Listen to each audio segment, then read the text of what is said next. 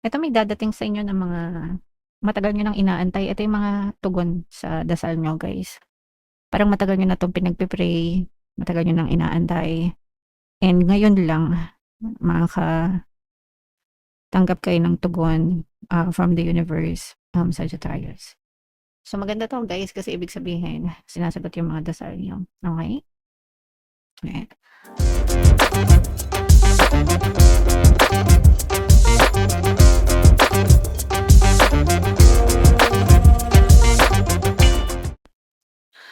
Hello guys, hello Sagittarius. Welcome back to Pinoy Pixie Tarot. Ang pamagat ng episode natin for tonight is full moon kapalaran para ngayong May para sa Sagittarius, Sun, Moon, Rising sign, and Venus. Yung ating full moon, guys, ngayong May ay dalawa, so mag-overlap siya. Isa ngayong May 1, tapos yung next naman ay sa May 31, mga kapiksi. So ang reading na to ay para sa period na yan, guys. And ang pamagat ng ating full moon ay flower moon. So unahin natin tong deck na to, guys. Ito yung moon message para sa inyo. A new romantic cycle begins, no? So ito is sa love, mga kapiksi. So for some of you, maaring magbukas ang pintuan ng bagong pag-ibig. Applicable sa mga single, guys. Kung in a relationship na kayo, syempre wag na, guys, no?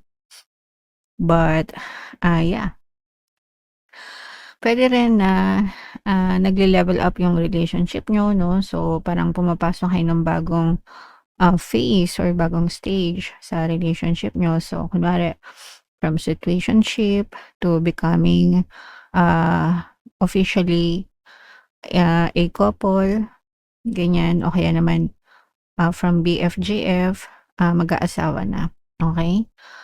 So bagong cycle sa romance, guys, okay?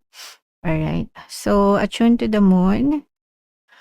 Reach out to someone and let them know you care, no? So ipaalam nyo sa mga mahal nyo na mahal nyo sila, guys, no? Let them know. Wag natin silang gawing manghuhula. Kung tayo, gusto rin natin na naririnig natin sa taong mahal natin na sinasabi na mahal tayo, ganun din sila. Make sure na ipaalam mo rin or iparating mo rin sa kanila, mga kapiksi. Feel more, think less. Actually, kailangan balanse, guys. Balanse yung emosyon at saka yung logical o yung isip, guys. Okay? Ayan, marriage or engagement is on the card. Sabi ko nga, pwedeng nagle-level up yung inyong relationship. So, from BF to GF, pwedeng mag-asawa na kayo or alam yun, pumunta sa pag-aasawa or sa pagsasama. A legal matter will go your way. So, kung meron kayong mga legal na battles, guys, or mga inaasikasong legal, magiging favorable sa inyo yung sitwasyon, guys.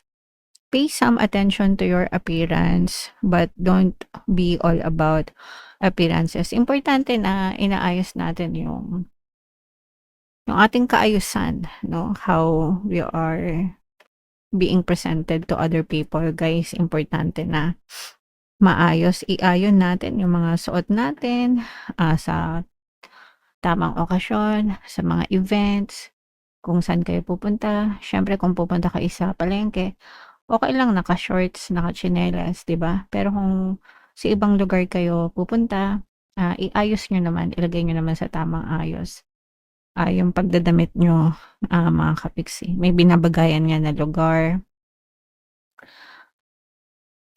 at panahon, guys, okay? Or event, okasyon. So, yeah. Comment down below, guys, if naka-resonate kayo dyan. So, shuffle natin to. Hanapin natin yung energy ng moon at saka yung energy ng Sagittarius.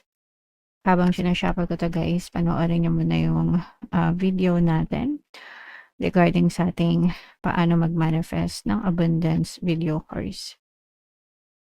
Kapiksi, sawa ka na ba sa mga struggles at hirap sa buhay mo?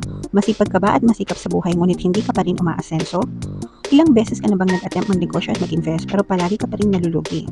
Sa pagkakataon na ito ay maaaring may subconscious beliefs ka na nagiging balakid sa iyong pag-unlad at pagyaman. Introducing, paano mag-manifest ng abundance video course. Dito ay matututunan mong ma-overcome ang mga balakid mo para tuluyan ka ng umunlad, umasenso, sumagana, maging matagumpay, successful at maswerte sa iyong kabuhayan, pera, trabaho, negosyo sa lapi at kaperahan ng bonggang-bongga. Dali, mag-send na ng email sa pinoypixie@gmail.com at simulan na ang iyong pagyaman ngayon. Alright, so sa lahat ng gusto mag-avail ng course guys, meron tayong paano mag-manifest ng abundance video course, paano mawala ang third party at magkaroon ng harmonious na relationship, paano pabalikin si ex-vice makeup. Sa mga interesado guys, mag-send lang kayo ng email sa pinoypixie@gmail.com. And sa mga naghahanap ng pampaswerte guys, meron tayong money shaker jars. Ito yun guys, super effective na pampaswerte. At saka ito. So ito yung ating WhatsApp number, i-chat nyo lang ako guys.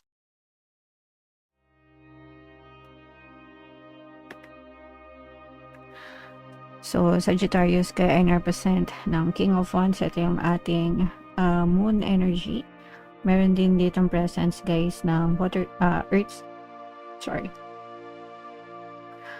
earth signs, Capricorn, Taurus, Virgo. So for some of you, maaaring may earth element kayo sa inyong natal chart, or you may be dealing with another earth sign. Ito guys, meron kayong mga tinitiis, no? May mga problema kayong tinitiis or mga hinaing na tinitiis sa dibdib nyo.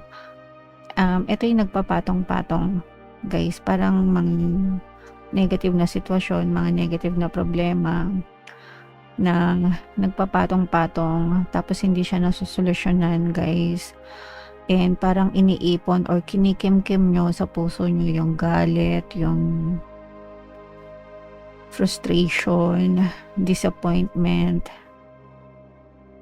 Yung iba parang walang choice, yung iba parang naiipit sa sitwasyon. I'm sensing na this will resonate mostly sa mga kapiksi natin na walang choice, like yung mga breadwinner, lalo na kung kayo yung inaasahan ng pamilya nyo. Parang sa kanila sila, nakadepende sila sa inyo, pero ikaw wala kang madependehan. Gets nyo ba? Parang ikaw lahat yung kumikilos, tumutulong, pero pag ikaw na, parang walang tumutulong sa inyo. So, ganun yung nararamdaman ng iba sa inyo, mga kapiksi. So, tiis-tiis lang guys. Dadating din yung panahon na makakapagpahinga din kayo, mga kapiksi. Yung iba sa inyo sobrang bait to the point na naaabuso na rin kayo, no? Pwedeng naaabuso kayo ng pamilya nyo, kamag-anak nyo, or mga kaibigan nyo. Sobrang mapagbigay ng iba sa inyo, mga kapiksi. Sa love guys, mayroong bagong paparating sa inyo na pag-ibig. Ito yung magre-resonate sa mga single. You will meet someone, and medyo bata itong person na to, mga kapiksi, at saka medyo mapusok, agresibo. Hindi, ibig sabihin hindi siya yung tipo na torpe. So guguluhin niya yung buhay mo. Magiging very bold ito, and susuyuin ka hanggang mapasa kanya ang iyong matamis na oo, mga kapiksi. Maganda naman yung daloy ng kaperahan sa inyo guys. So balanse lang, may pumapasok, may lumalabas, pero may dumadating. So yun yung importante, meron kayong mga source of income para sa mga expenses nyo, mga kapiksi. And yung iba naman sa inyo guys, parang nag-i-invest kayo sa karunungan nyo, sa kaalaman nyo. Gusto nyong mas tumaas pa yung antas ng inyong pamumuhay, kaya nag-i-invest kayo sa sarili nyong kaalaman, guys. So okay lang yan, kasi ikaw naman talaga yung pinaka the best na investment na pwede mong gawin sa sarili mo, and ikaw din naman yung makikinabang dyan balang araw mga kapiksi. Okay? So, what else guys? Tingnan pa natin. So, ito guys, yung iba sa inyo nakakaranas ng toxicity sa workplace, mga kapiksi, no? Sa trabaho, sa pinagkakakitaan nyo, mga kapiksi, and yung iba, tsinatsagaan nyo kasi wala kayong choice. Lalo na yung mga OFW guys, kung may mga kontrata kayo sa mga employer nyo, yung iba medyo strict, yung mga amo, salbahe, mapang-abuso. So guys, meron akong ginawang subliminal para sa inyo, yung pampabait ng boss and mga kasamaan sa trabaho. So, pwede niyong pakinggan yun guys para maging mabait yung mga boss nyo and maging magaan yung trato nila sa inyo mga kapiksi. Okay? And ito naman guys, ito yung magandang relasyon sa loob ng tahanan, no? This is abundance of love and happiness. And yung iba sa inyo, kahit na mahirap yung pamilya nyo, basta kumpleto kayo, sama-sama kayo, masaya pa rin kayo mga kapiksi. Alright? Ito may dadating sa inyo ng mga matagal nyo nang inaantay. Ito yung mga tugon sa dasal nyo guys. Parang matagal nyo na itong pinagpipray, matagal nyo nang inaantay. And ngayon lang,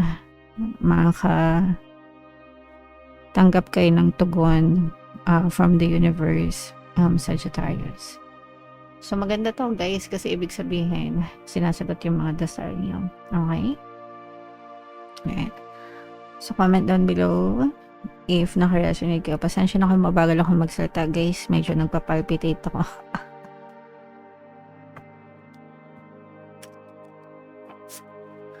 So ito yung ating love reading or love advice. Comment down below if naka-resonate kayo.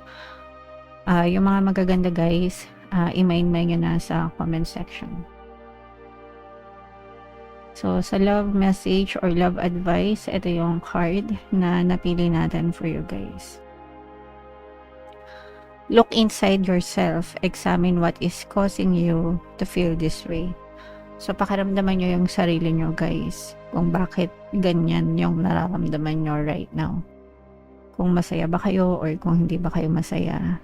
Kayo lang yung nakakaalam yan mga kapiksi. And kayo lang din yung makakaalam ng sagot, no? So, yeah. Look inside yourself mga kapiksi. Alright. So, comment down below if naka-resonate kayo dyan, guys. And for more tarot readings, ito yung playlist nyo. Ito naman yung ating success stories ng paano mag-manifest ng abundance video course. Panoorin nyo tong video natin guys about money shaker jars. Thank you for liking, sharing, and subscribing. See you next time guys. I love you all. Have a nice day. Bye-bye.